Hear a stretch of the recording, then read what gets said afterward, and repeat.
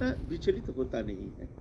लेकिन हम लोग क्या करते हैं, ज़्यादातर साधक, हम जैसे साधक जब भजन करने के लिए आते हैं तो इसके प्रति हमारा कोई साधन नहीं, चेष्टा नहीं।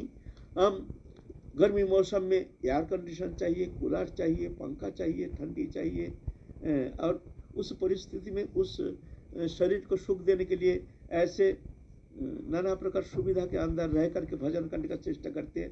तो हमारे शरीर इस तरह से प्रकृति के साथ एक स्वाभाविक संबंध हो नहीं पाता है। इसीलिए हम ठंडी में ठंड सहन नहीं कर पाते हैं, गर्मी में गर्मी सहन नहीं कर पाते हैं। मैं अपने जीवन की बात बता रहा हूँ। हम लोग गरीब घर के थे। बचपन में कोई अच्छा बढ़िया स्वेटर फोटर हम लोग जीवन में पहने ही नहीं। स्वेटर या मोटा चादर जन्म से लेकर अभी तक शायद पहने नहीं है। ऐसे सहनशील ऐसे हो गया ऑटोमेटिकली। परिस्थिति ऐसी थी जिस स्थिति में ना रहने के कारण हर परिस्थिति में प्रकृति के साथ एक स्वाभाविक संपर्क, ये भी प्रभु की एक कृपा। हम कहते हैं ना प्रतिकूलतामयी कृपा, वो बचपन की प्रतिकूलतामयी कृपा वो हमारे साधारण जीवन में बहुत ही सहयोगी हो गई है। हमको जहाँ रहे, हमको गर्मी ठंडी इसमें हम ज़्यादा घबराते नहीं थे, क्योंकि हमारा ऐसा हो गया था। शरीर ही बचपन से ऐसे हो गया था। और हम साधारण जीवन में भी ऐसी परिस्थिति में रहने के कारण जंगल में, वहाँ कहाँ पंखा, बिजली थी ही नहीं, पंखा तो बहुत दूर की बात है। एक मजबूरी। प्रेम सरोवर में हम रहते थे, एक घर था, उसका वेंटिलेटर भी नहीं था।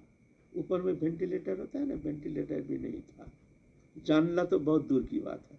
एक दरवाजा बंद करो तो पूरा सील पैक, वह थोड़ा सा भी बातास का अनुप्रवेश होना संभव नहीं है।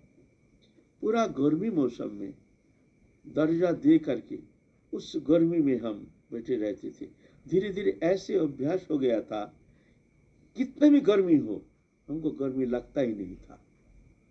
निर्जला में निर्जल में आप कहा, वो व्यवस्था ही नहीं, बिजली थी नहीं, पंखा भी नहीं थी। पसीना से लथपथ हो जाती थी, लेकिन बाबा हमको किंचित मात्र गर्म महसूस नहीं होता था।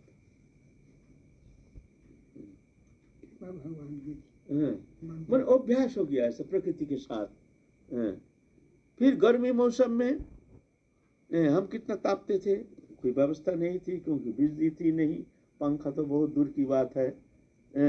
गर्मी मौसम में जो प्रेम सर वही लिखी में वो ऊपर में धूप में कितना तापते थे, तो धूप के अंदर सारा दिन धूप आ करके घर गर्म हो जाता था, बहुत गर्म रहता, गर्म रात उसके ऊपर हम सो जाते थे दोपहर में।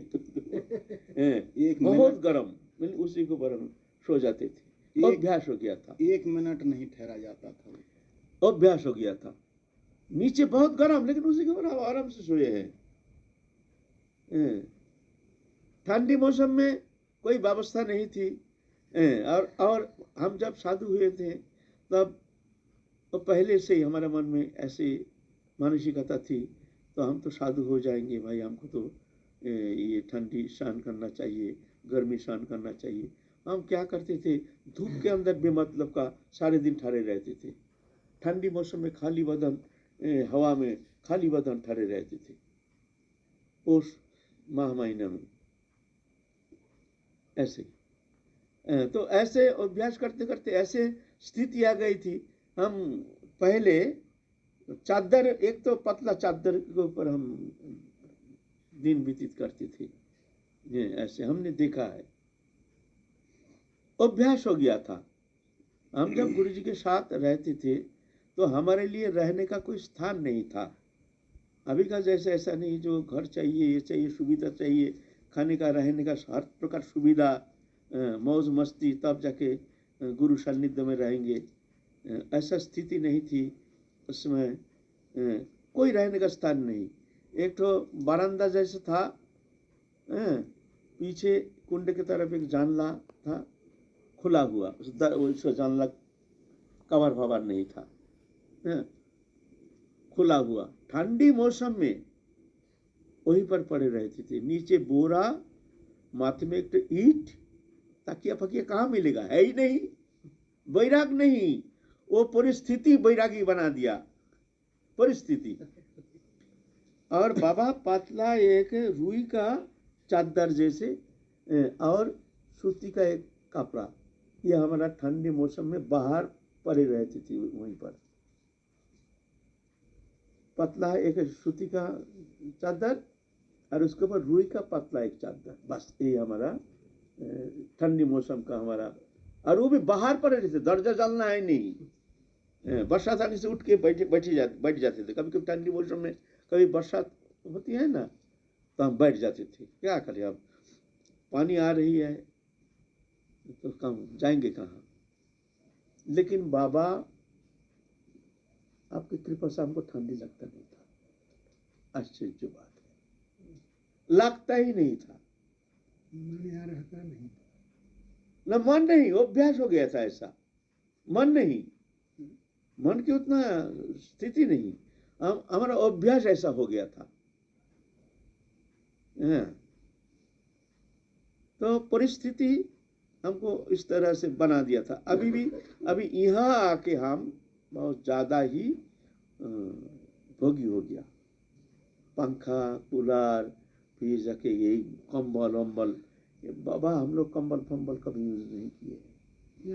मन भोगी नहीं बन सका, तो हमने देखा है ये अभ्यास, ये साधक के लिए ऐसे अभ्यास करना जरूरी है।